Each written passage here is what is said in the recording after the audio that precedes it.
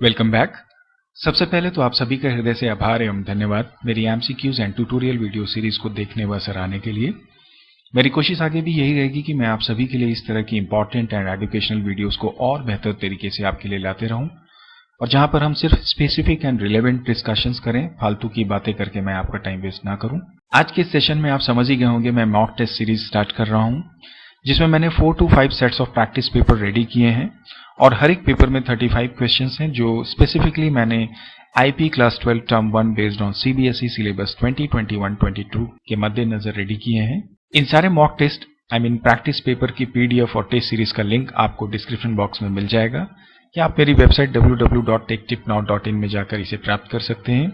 आपकी जानकारी के लिए बता दूं कि मैंने ऑलरेडी अपने चैनल में आईपी क्लास 12 के लिए अलग अलग chapter wise MCQ series and concept tutorial series की वीडियो भी अपलोड की हुई हैं। डिस्क्रिप्शन बॉक्स में आपको इसका लिंक भी मिल जाएगा, और आपको वन शॉट वीडियोस की लिंक भी मैंने डिस्क्रिप्शन बॉक्स में डाल दी है। नमस्ते student, this is Sanjay and welcome back to my YouTube channel tech tip now. चलिए सीखते हैं और सीखने के साथ साथ समझते भी हैं। But before that I would like to request to that please subscribe my channel if you are visiting for the first time, या आपने अभी तक मेरे चैनल को सब्सक्राइब नहीं किया है। And if you really like this video और you find it useful for you, then please don't forget to like and share it as well. तो चलिए आज के सेशन स्टार्ट करते हैं। एक बात और मैं आपके साथ शेयर करना चाहता हूं कि आपको जिन भी क्वेश्चंस में जरा सा भी डाउट होता है, या हो सकता है मुझसे कहीं पे कोई मिस्टेक हो, तो आप प्लीज उसे कमेंट करके जरूर मुझे बताएं, इन्फॉर्म करें, सो दैट मैं अपनी ओर से उसे करेक्ट कर सकूं। So the question number 1 is asking that Microsoft Office and Adobe Photoshop are example of free software, freeware, open source software या proprietary software। हम जानते हैं कि Microsoft Office का निर्माण Microsoft Corporation ने किया है और Adobe ने अपना Photoshop सॉफ्टवेयर बनाया है फोटो एडिटिंग के लिए। ये दोनों ही बेसिकली एग्जाम्पल हैं प्रोप्रिएटरी सॉफ्टवेयर के, बिकॉज आप इन्हें आइडियली यदि इस्तेमाल करना चाहते हैं तो इसका लाइसेंस आपको परचेस करना होता है। ये बात अलग है कि हम डिफरेंट तरीकों से इलीगली इनके क्रैक्स को इस्तेमाल करते हुए इसे इस्तेमाल करते हैं। सो इस क्वेश्चन का आंसर है proprietary software. The next question is asking that which of the following method is और are feasible for e waste, recycle, reuse या रिड्यूस। हम जानते हैं जब भी हम इलेक्ट्रॉनिक वेस्ट की बात करते हैं तो इसके फिजिबल मेथड की यदि हम बात करें तो इसमें 3 R हैं जो फेमस होते हैं, जिनका मतलब ही होता है reduce, reuse and whatever recycle. तो इस क्वेश्चन का जो करेक्ट आंसर है that is obviously all of the above. Next question is asking that which of the following is not a good way to handle cyber bullying. First of all we should know that what is the meaning of cyber bullying. इसके previous के भी कई sessions में, MCQs में या concepts में हमने इसको ऑलरेडी डिस्कस किया हुआ है। सो cyber bullying in the sense जहां पर कि किसी पर्टिकुलर विक्टिम की, यदि मैं विक्टिम की बात करूं तो जो साइबर क्रिमिनल होता है वो उसे डिफरेंट तरीके से थ्रेट देने की कोशिश करता है, उसे एम्बैरेस करने की कोशिश करता है। So according to this given option, ignore और block the person, tell your parent और a teacher, get into a fight with the person at school, save the message as evidence। तो इन चारों में से कौन सा आपको लगता है कि सही तरीका नहीं है साइबर बुलिंग को हैंडल करने के लिए? तो जाहिर सी बात है ब्लॉक करना पर्सन को एक सही तरीका है, अपने पेरेंट्स टीचर को बताना भी जरूरी है, और मैसेजेस को एविडेंस के लिए सेव करना भी बहुत जरूरी होता है। All these are correct way. But जहां तक बात है उस पर्सन से जाकर आप स्कूल में लड़ें, सपोज आपका दोस्त है जो आपको बुली करता है, सो उसके साथ डायरेक्ट जाके लड़ना कोई सही तरीका नहीं होगा। So this is the right answer. अगला जो हमारा क्वेश्चन है, it is asking that I give honour authority to decide how much information he she can share with user. I encourage creators to invent new ideas, design and software. I give owner right to get financial benefits against their creation or you can say the inventions. In the sense इनमें से कोई एक property है जो ये कहती है कि आपको ये पूरी अथॉरिटी देती है कि आप कितनी इंफॉर्मेशन यूजर के साथ शेयर कर सकते हैं। जो क्रिएटर्स होते हैं उनको नए आइडियाज, डिजाइन या सॉफ्टवेयर बनाने के लिए इनकरेज करता है। एट द सेम टाइम उसके अगेंस्ट क्रिएटर जो है फाइनेंशियल बेनिफिट भी गेन कर सकता है। So IPR is basically intellectual property right. This is free and open source software, this is general public licence and this is creative common. So ये दोनों तो ऑब्वियसली नहीं होंगे। जहां तक बात है ओपन सोर्स सॉफ्टवेयर की, तो ये बेसिकली एक प्लेटफॉर्म है जहां पे आप अपनी सॉफ्टवेयर से रिलेटेड बातें कर सकते हैं, डिजाइन कर सकते हैं। लेकिन जहां तक क्रिएशन की बात आती है तो उसका पूरा अधिकार देने के लिए हमारे पास होता है intellectual property right. So the correct answer for this question is IPR. Move to the next question. Here it is asking that protecting personal and sensitive information from unwanted attack or disclosure is called IPR, copyright, privacy और patent. तो intellectual property तो जाहिर सी बात आपको समझ में आ रहा नहीं होगा. कॉपीराइट जो होता है वो बेसिकली आपकी क्रिएटिविटी को प्रोटेक्ट करना, उसके अगेंस्ट फाइनेंशियल बेनिफिट्स के लिए होता है. पेटेंट जो होता है वो जो इन्वेंशंस आप करते हैं उसके लिए हम इस्तेमाल करते हैं. प्राइवेसी का एक्चुअली मतलब होता है अपनी पर्सनल और सेंसिटिव इंफॉर्मेशन को सिक्योर करना. सो the correct answer is privacy. The next question is asking that the difference between copyright and patent is what.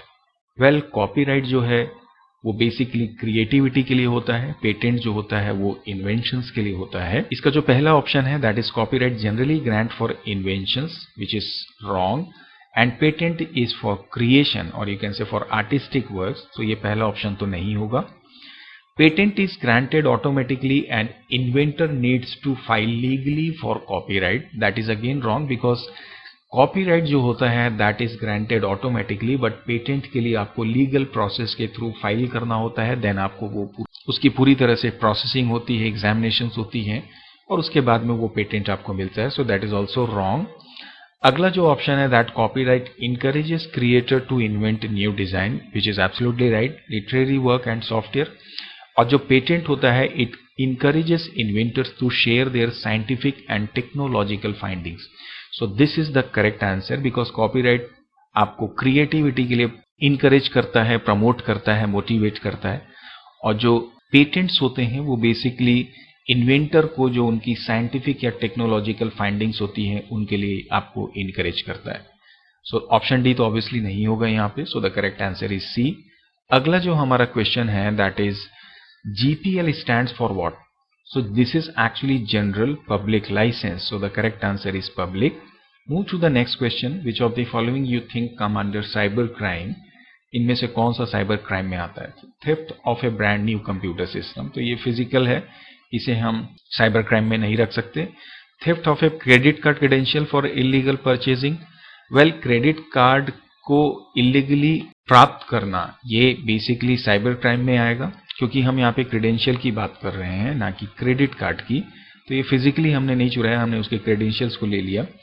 Posting threatening messages online, that is also correct. And the last option is taking Xerox of a bank passbook, which is again not the correct one. So इसमें option A और D जो हैं they are not cyber crime example, but option B and C both are, you can say, the example of cyber crime.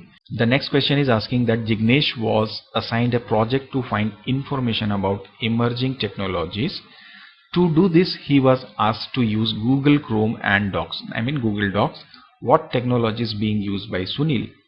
So we all know that Google Chrome and Docs are basically freeware. Freeware मतलब आप इसको इस्तेमाल तो कर सकते हैं but इसमें changes आप नहीं कर सकते, इनका कोड आपको अवेलेबल नहीं होता है. So the correct answer would be definitely it's option number B, freeware, because these are not free and open source. Proprietary भी ये नहीं है और shareware we all know that एक time limit के लिए free होता है. That is also not is the case with this Google Chrome and Docs. So the correct answer is option B. Move to the next question, that is question number 10. It is asking that demerit of social networking site is what? So social networking site we all know, अगर उसके demerit की बात की जाए तो lowest cost form of marketing. So I think it is not a demerit because marketing का ये एक अच्छा साधन है, तो ये basically merit होगा. Unreliable information is obviously a demerit of social networking site. Potential audience is again not a demerit, it's you can say a merit. All of the above तो यहाँ पे होगा ही नहीं. So the correct answer is obviously option B, that is unreliable information. अगला जो question है that is asking that consider the following series M and N. ये M series है, ये N है और ये बोलता है कि write the statement to multiply both M and N. So multiply करने के लिए obviously हम इस्तेमाल करते हैं M into N का. M into N that is basically exponentiation, तो हम ये नहीं कर सकते multiplication के लिए. Option C is saying that multiplication is not possible, so different indexes के लिए, तो ये wrong option है. Next is saying both A and B, that is also wrong, so the correct answer is M/N. अगला हमारा question है that is what code should come in blank space to get the output displayed for given series. यहाँ पे आप देखें ये series बनी हुई है S=PD.series जहाँ पे कुछ वैल्यूज हैं. देन ये ब्लैंक स्पेस है जहाँ पे हमें चेक करना है कौन सा कोड आएगा. Then print S. अगर आप इसके आउटपुट को ऑब्जर्व करें तो it is showing all the values in descending order. इसका मतलब अगर आप ऑप्शन को भी देखें तो यहाँ सॉर्टिंग की बात हो रही है. वी ऑल नो दैट कि जब आप सीरीज को सॉर्ट करने की बात करते हैं तो अगर आप वैल्यूज के थ्रू करते हैं, so we have a method known as what sort underscore values. But अगर आप सिर्फ सॉर्ट अंडरस्कोर वैल्यूज को डायरेक्टली इस्तेमाल करें तो ये डेटा को आपको असेंडिंग ऑर्डर में डिस्प्ले करता है. यदि आप इसे रिवर्स ऑर्डर में या डिसेंडिंग ऑर्डर में डिस्प्ले करना चाहते हैं तो इसके लिए जो कीवर्ड हम इस्तेमाल करते हैं that is always your ascending, और जिसकी वैल्यू हमें करनी होती है फॉल्स. तो इस क्वेश्चन का जो करेक्ट आंसर होगा that is option number C. Remember always S.sort_values और ब्रैकेट में हम लिखते हैं ascending इक्वल टू फॉल्स. आप चाहें तो ascending इक्वल टू ट्रू भी लिख सकते हैं यदि आपको डेटा को ascending ऑर्डर में डिस्प्ले करना है. हालांकि हमें उसकी जरूरत नहीं पड़ती क्योंकि by default data obviously increasing order में ही सॉर्ट होता है या अरेंज होता है.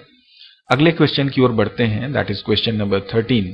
It is asking that what will be the output of following code. Import pandas as PD A=4 S=PD.series जहां पे इस स्केलर वैल्यू का इस्तेमाल किया गया है यहाँ पे 4 का, और इंडेक्स में डाला गया है 3A एंड 8. देखें यहाँ पे इंडेक्स यहाँ डिफरेंट टाइप्स के हैं. तो यदि आप इसे प्रिंट करें तो क्या इसका आंसर आएगा. तो फर्स्ट इज सेइंग कि 3A और 8 और उसकी जो कोरेस्पॉन्डिंग वैल्यूज हैं दैट इज स्केलर वैल्यू वो वर्टिकल ऑर्डर में सेट होगी या हॉरिजॉन्टल ऑर्डर में, या 0 या 4 सिर्फ एक ही बार दिखेगा, या ये आपको एरर प्रोड्यूस करेगा बिकॉज इंडेक्स की जो वैल्यू टाइप्स हैं वो डिफरेंट टाइप्स है. आपको क्या लगता है, आप सोचें.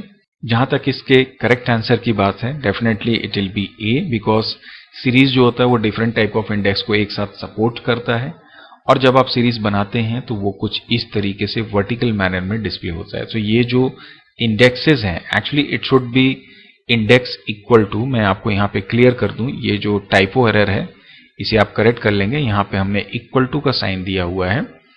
बढ़ते हैं आगे अगले क्वेश्चन में that is question number 14. It is asking that display the output of following code. Import pandas as PD. Again S1 equal to 382 and S2 में इसने दिया है 4 5, बट इसका इंडेक्स जो है that is 2 4.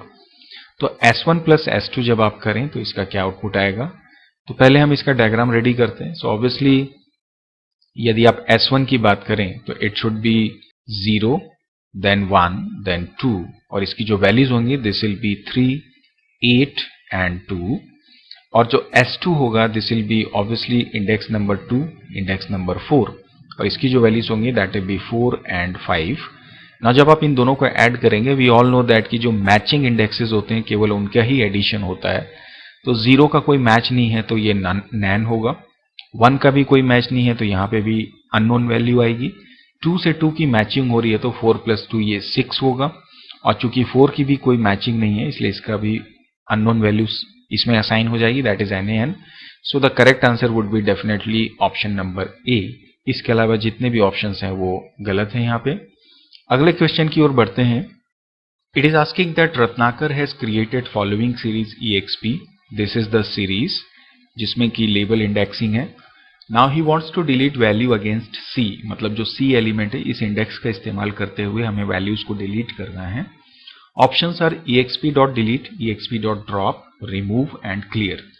We all know that यदि आप किसी सीरीज के पर्टिकुलर एलिमेंट को with its index value delete करना चाहते हैं उसके लिए हम इस्तेमाल करते हैं ड्रॉप मेथड का.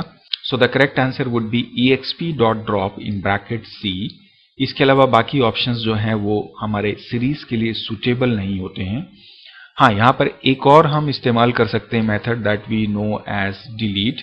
तो लेकिन जब डिलीट का आप इस्तेमाल करते हैं तो ये बाय डिफॉल्ट कॉलम्स को डिलीट करता है, और यदि आपको इसमें रो को डिलीट करना होता है तो हमें इसकी एक्सिस को या इसके इंडेक्स को डिफाइन करना होता है. अगले क्वेश्चन की ओर बढ़ते हैं that is question number 16. It is asking that to display last 2 elements of series S of shape 5 we can write S.tail S bracket में 3:5 या S ब्रैकेट में 3:. वी ऑल नो दैट कि जब हम शेप 5 की बात कर रहे हैं मतलब सीरीज में से फॉर एग्जांपल 5 एलिमेंट्स हैं like this. Now tail method का इस्तेमाल भी हम जानते हैं, बॉटम 2 रोज को डिस्प्ले करने के लिए होता है या बॉटम 2 एलिमेंट्स को। सो दिस इज करेक्ट बिकॉज हमने इसके ब्रैकेट में 2 डाला हुआ है।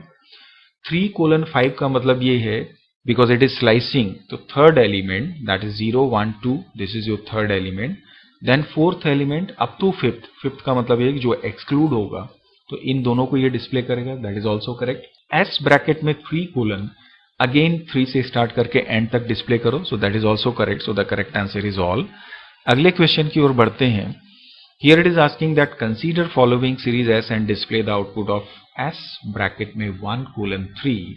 Now सबसे पहली बात ये, अगर आप इस सीरीज को देखें तो इसकी इंडेक्सिंग जो है दैट इज स्टार्टिंग फ्रॉम 1, सो ये डिफॉल्ट इंडेक्सिंग नहीं है।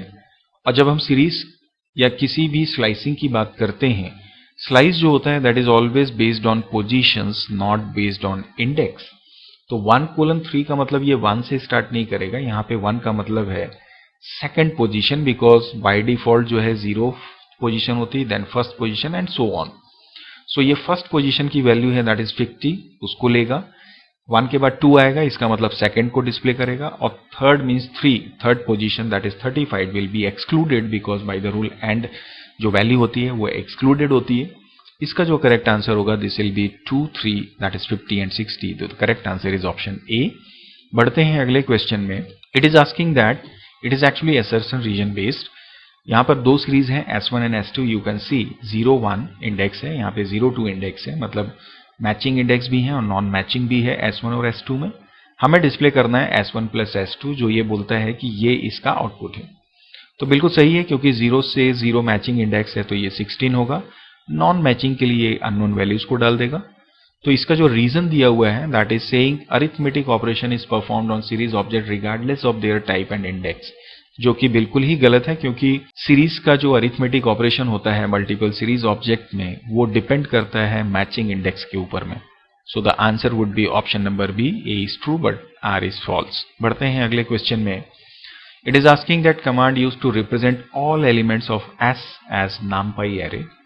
तो shape, values, item size and size. जहां तक बात है शेप की, ये टपल रिटर्न करता है, आइटम साइज साइज रिटर्न करता है इंडिविजुअल आइटम्स, और साइज जो होता है ये टोटल नंबर ऑफ एलिमेंट्स को रिटर्न करता है। जो वैल्यूज होती हैं that attribute is basically use to display all the elements in form of numpy array. चलिए मैं इसे एक बार प्रैक्टिकली आपको जल्दी से करके बता देता हूं। So this is my Python shell and you can see this is my series M। तो अगर मैं यहां पे लिखता हूं m डॉट वैल्यूज एंड इसे यदि मैं रन करूं तो यू कैन नोटिस कि ये एरे के फॉर्म में आपको वैल्यूज को रिटर्न कर रहा है। So this is how we can understand answer of this question. Let's move to the question number 20. It is asking that which of the following is correct. So Panda series object is value and size mutable. Obviously ये value mutable तो होता है लेकिन size mutable नहीं होता. You cannot change the size of series once it has been created. So this is wrong. It is incorrect. We can sort values of series object by values only, which is again wrong because हम values के साथ index के through भी इसे sorting कर सकते हैं. There is a method known as what sort underscore index, जिसका आप इस्तेमाल कर सकते हैं। Panda series object can have duplicate indexes, बिल्कुल सही बात है, ये हो सकता है हमारी सीरीज में। Option D is saying that for scalar data panda series object can be created without index argument, which is again wrong because जब आप स्केलर वैल्यू के साथ पैंडा सीरीज ऑब्जेक्ट रेडी करते हैं तो आपको इंडेक्स मेंशन करने होते हैं बिकॉज हम मल्टीपल आइटम्स को मैनेज करते हैं। So the correct answer is option number C. The next question is which of the following is suitable code to create empty data frame? So df equal to pd dot data frame, it is wrong because यहाँ पे f small है, pd dot data frame f capital है, which is correct. Then ये दोनों तो होंगे ही नहीं क्योंकि हम मेथड का इस्तेमाल करते हैं, ये कोई एट्रीब्यूट नहीं होता है. So the correct answer is option B. Question number 22 is asking that for given data frame, which of the following is correct statement to rename rows of the data frame? ये हमारा यहाँ पे data frame है, इसे rename करना है. Rename किसको करना है? रोज को. रोज का मतलब इंडेक्स को. तो इसके लिए हम df डॉट रीनेम का इस्तेमाल करते हैं, लेकिन इसका एक रूल है कि जब आप इंडेक्स एट्रीब्यूट का इस्तेमाल करें या प्रॉपर्टी का इस्तेमाल करें तो इसमें डिक्शनरी का हम इस्तेमाल करते हैं रिप्लेसमेंट के लिए. तो आप देखें ऑप्शन बी और सी को, दोनों ही करेक्ट हैं, लेकिन चूंकि यहाँ पे रिप्लेस परमानेंटली करने की बात आ रही है तो हमें यहाँ पे in place equal to true करना होता है। So the correct answer is option number C, df dot rename index equal to dictionary में प्रीवियस इंडेक्सेस और उसको नए जिससे चेंज करना है वो हमने डाला हुआ है, plus in place equal to true. तो ये आप ध्यान रखेंगे। Now the next question is asking that consider the following data frame df. You can see again यहाँ पे import ये डिक्शनरी है और ये डेटा फ्रेम रेडी हुआ है। यहाँ पे एम्प्लॉय नंबर, नेम और सैलरी है, ये इंडेक्स हमने डाला हुआ है। Write appropriate code to display employ number, name and salary.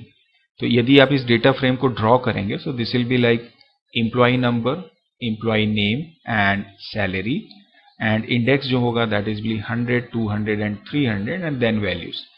Now first value जो है that will be 201, second is 202 and third is what 203। And यहाँ पे मैं वैल्यूज को नहीं लिख रहा हूँ, it is you can complete it. It is saying that आपको एम्प्लॉय नंबर 202 को डिस्प्ले करना है, तो इसके लिए क्या कोड आप लिखेंगे। यहाँ पे ये बोलता है df.iloc1। तो अगर आप देखें iloc जो होता है इसकी पोजीशन के हिसाब से या जो नंबर्स पोजीशंस होती हैं उसकी बेसिस पे डेटा एक्सट्रैक्ट करता है। तो यहाँ पर आप देखें ये 0 है, ये 1 है, ये 2 है। तो आप iloc1 करेंगे तो डेफिनेटली ये रिजल्ट डिस्प्ले करेगा आपको। अगला जो ऑप्शन है df.loc1, बिकॉज loc जो होता है वो लेबल्स के थ्रू हम डेटा को एक्सट्रैक्ट करने का प्रयास करते हैं या यूज करते हैं। तो यहाँ पे जो लेबल है that is actually 200, not this one. So this will not be supported by loc, so this will be wrong. Bracket में तो हम loc इस्तेमाल ही नहीं करते। और अगर आप df.iloc1 कोलन कर देंगे, इसका मतलब ये बाकी सारे एलिमेंट्स को भी दिखा देगा। चूंकि हमें सिंगल एलिमेंट को डिस्प्ले करना है in this manner, so the correct answer is option number A, df.iloc. Next question is asking that to display the highest salary of employee of data frame, the same question है ये, same data frame के लिए ये question है जो हमने 23 में देखा कि यदि हमें highest salary निकालनी है तो हम किसका इस्तेमाल करेंगे। Obviously सबसे पहली बात तो ये है कि सैलरी कॉलम में हमारे पास हाईएस्ट सैलरी है। जैसे यहाँ पर आप देखें, इन वैल्यूज को मैं यहाँ पे लिख दूं 2300, 3200 एंड दिस इज 1390। तो सैलरी कॉलम्स का हमें वैल्यू डिस्प्ले करना है, तो पहले तो मुझे इस सैलरी को डीएफ के साथ एसोसिएट करना होगा लाइक दिस। ये इन्वर्टेड कॉमा है, आप ध्यान देंगे, एंड डॉट लगा के फिर हमें मैक्स मेथड का इस्तेमाल करना होगा। So this will be the correct syntax. तो यदि आप इस क्वेश्चन में देखें तो जो पहला ऑप्शन है प्रिंट डीएफ ब्रैकेट में sale dot max is the right answer. बाकी यहाँ पे तीनों जो हैं आप चेक कर सकते हैं गलत हैं। अगला जो हमारा क्वेश्चन है, it is asking that if shape of passed value in index sequence of data frame and length of dictionary values are not same then Python gives what. Say for example मैं इसी की बात करता हूं। देखें आप, यहाँ पर हमारे पास में एम्प्लॉय नंबर, नेम, सैलरी है। यहाँ पर ये इंडेक्स है। देखिए यदि आप वैल्यूज देखें तो 3 वैल्यूज हैं। सपोज दैट इंडेक्स में मैं एक और एक्स्ट्रा डाल देता हूं 400, और तब अगर मैं इसे बनाने की कोशिश करता तो ये आपको वैल्यू रिटर्न करता, वैल्यू एरर रिटर्न करता। रीजन ये है, आप कह सकते हैं कि भाई हमने इंडेक्स एक्स्ट्रा दिया है तो इंडेक्स एरर आना चाहिए। रीजन ये नहीं है। देखिए हमने वैल्यूज पास की हैं हमारे डेटा फ्रेम में 3 रोज, मतलब ये 3 वैल्यूज। तो जाहिर सी बात है ये चौथे इंडेक्स को इग्नोर करेगा, बिकॉज यहां पर हम इन रोज के लिए या इन वैल्यूज के लिए इंडेक्स असाइन कर रहे हैं। तो ये जो जनरेट करेगा answer that will be definitely your value error, you can सी। तो अगला जो हमारा क्वेश्चन है that is question number 26। Here it is asking that for given data frame DF, ये मेरा डेटा फ्रेम दिया हुआ है, what will be the output of DF dot size. तो साइज जो होता है basically total number of elements को रिटर्न करता है including Nain values. So you will see there are 5 rows and 3 columns, so this will return 15। So answer is quite simple. अगला जो हमारा क्वेश्चन है question number 27, we can add a new row in a data frame using. So ये mistake मुझसे पहले हो गई कि मैंने इसे पहले ही बोल्ड कर दिया है, प्लस प्लीज आप इसे ध्यान रखें कि वैसे तो आंसर इसका ऑप्शन बी LOC ही होगा, जिसकी हेल्प से हम नया रो ऐड कर सकते हैं। ऐड जो होता है हम इसका इस्तेमाल नहीं करते। इंसर्ट जो होता है वो किसी भी डेटा फ्रेम में कॉलम को इंसर्ट करने के लिए इस्तेमाल किया जाता है। और ILOC ऐड जो है it's a kind of merging of data frame. ILOC जो होता है ये कभी भी हम इसकी हेल्प से डेटा एक्सट्रैक्ट कर सकते हैं, लेकिन इसकी हेल्प से हम डेटा फ्रेम को एक्सटेंड नहीं कर सकते, नया रो इसमें ऐड नहीं कर सकते। So the correct answer is option B. अगला जो हमारा क्वेश्चन है that is which is true. तो first option is pandas support non unique index values. तो बिल्कुल सही बात है, ये सही है क्योंकि हम डुप्लीकेट इंडेक्स असाइन कर सकते हैं हमारे सीरीज या डेटा फ्रेम को। Question number option number B saying panda support label based indexing. Obviously आप मैनुअली अपना लेबल दे सकते हैं रो को या कॉलम को, ऑब्वियसली सीरीज या डेटा फ्रेम के। Option number C saying pandas use range method for implicit indexing. बिल्कुल सही बात है, यदि आप इंडेक्सिंग नहीं करते हैं तो ऑटोमेटिकली जब पैंडा आपके डेटा स्ट्रक्चर सीरीज या डेटा फ्रेम को इंडेक्सिंग करता है तो वहां पर वो रेंज मेथड का इस्तेमाल करता है। So all options are correct for this question. The next question is asking that display the output of given code. Here you can see data frame 1 with two key values A and B. Two columns are there.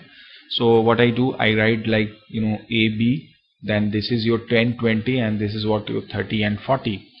So next है DF2 जिसमें ये बोलता है A and C. So अगला जो है that is A and C, that is basically DF2. इसकी जो values हैं that is your 50 and 60. यहाँ पर आप ध्यान देखें ये मर्ज कर रहा है डेटा फ्रेम 1 में डेटा फ्रेम 2 को। तो जब मर्ज होगा तो ऑब्वियसली अगर कॉलम एग्जिस्ट नहीं करता है तो नया कॉलम बनेगा, अगर कॉलम एग्जिस्ट करता है तो उनकी वैल्यूज आपस में ऐड हो जाएंगी। तो जब आप इन दोनों को ऐड करेंगे तो सबसे पहले तो ये बनेगा A, ये बनेगा B और C चूंकि नया है तो वो इसमें ऐड हो जाएगा। इसकी वैल्यूज हैं A की 10, इसकी ऐड होने का मतलब जो मैंने पहले बोला वो इसमें as a new row insert होगा। तो दिस विल बी 20 और चूंकि यहाँ पे ये 50 है सो ये 50 हो जाएगा। B की वैल्यूज हैं first is your 30, second is your 40 और चूंकि C में यहाँ कोई भी नहीं है और C की वैल्यू 60 है और C A डेटा फ्रेम 1 में एग्जिस्ट नहीं करता है तो इन दोनों के लिए ये नैन हो जाएगा और लास्ट में यहाँ पे आ जाएगा न्यू रो में 60 और ये शुड बी 60.0 और सिमिलरली यहाँ पर भी ये एन में कन्वर्ट होगा क्योंकि B की कोई वैल्यू नहीं है DF2 में और they will be like float. So the correct answer is option number A। बढ़ते हैं अगले क्वेश्चन में। Question number 30 is saying what the following statement will display df.iloc1:4:2 comma colon 2. So this is for row, this is for column. So हम जानते हैं कि जो slicing होती है पोजीशन की बेसिस पे होती है। तो 1 का मतलब है 0, 1, 2 सेकेंड रो, देन 3, 4 एंड 5। तो first second row, third row and fourth row, मतलब सेकेंड से फोर्थ रो को ये कंसीडर करेगा, इस फिफ्थ रो को ये नहीं कंसीडर करेगा। So the answer will be second to fourth row and colon 2 का मतलब ये है कि 0, 1, 2। तो colon 2 in the sense first 2 columns. So the correct answer is option number C, display second to fourth row and first 2 columns. अगला question है Python package used for 2D graphics. तो कौन सा पैकेज है जो 2D ग्राफिक्स के लिए use होता है? मैटप्लॉटलिब, पाईप्लॉट, मैटप्लॉटलिब.plt और pandas. It is a library, general library. ये तो कोई सिंटैक्स ही नहीं हुआ। मैटप्लॉटलिब एक लाइब्रेरी है जिसके अंदर पाईप्लॉट पैकेज होता है जिसका हम इस्तेमाल करते हैं। So the correct answer is option B. Next question is asking that using pyplot dash can be use to display information as series of data points. देखिए जब आप कोई चार्ट बनाते हैं तो सबसे पहले आप डिफरेंट पॉइंट्स को ट्रैक करते हैं एक्स और वाई की जो वैल्यूज हैं उनको मैच करते हुए, और जब आप इनको कंबाइन करते हैं तो ये जो सीरीज रेडी होती है that becomes what your line chart. So the correct answer is option number D. अगला हमारा क्वेश्चन है write code to draw following chart with appropriate labels. पहली चीज तो ये कि ये लाइन चार्ट है। लाइन चार्ट के लिए हम इस्तेमाल करते हैं प्लॉट मेथड का। एक्स की यदि आप वैल्यूज को देखें सो this is my 2, this is my 4, this is my 6 and this is what 8। तो x में आपने डाला 2, 4, 6 एंड 8। y की अगर आप वैल्यू देखें तो first is your 30, I am taking this to y, second is what your 20, then again is what your 20, you can see this is 20 and again this is what 30। So these are the x and y। और इसके अलावा title के लिए हम title method use करते हैं। This is x level, this is y level. तो अगर आप ऑप्शन ए देखें plt.plot 2468x 30 20 20 30 is y, that is correct.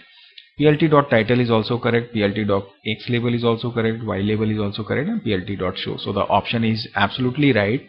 Second में हमने यहाँ पे बार चार्ट का इस्तेमाल किया विच इज नॉट करेक्ट। मैंने दो ही ऑप्शन रखे हैं बिकॉज वो कॉम्प्लिकेटेड हो जाता, बट आप ध्यान रखें कि किस तरह से हम इस तरह के क्वेश्चंस को कर रहे हैं। अगले क्वेश्चन में बढ़ते हैं। Question number 34 is asking which of the following chart element is used to identify data series by its color pattern. So colour pattern से आइडेंटिफाई करने के लिए हम इस्तेमाल करते हैं लीजेंड का।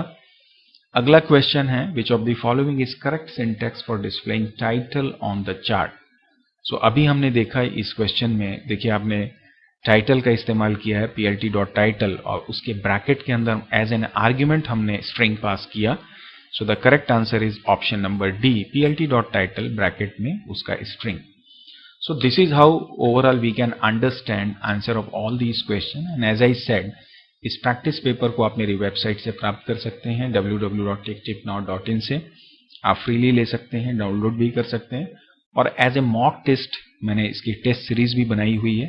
तो मॉक टेस्ट में जाकर आप इसका एग्जाम देख के अपने आप को आप चेक कर सकते हैं कि किस तरह से आपकी प्रिपरेशंस चल रही हैं। That's it for this session. अगले सेशन में मिलेंगे नए कॉन्सेप्ट, नए सॉल्यूशन, नए चैप्टर के साथ, हो सकता है नए टेस्ट के साथ भी। तब तक के लिए keep practicing, keep learning and do keep watching my channel, and thank you very much for watching this video. Bye bye and take care.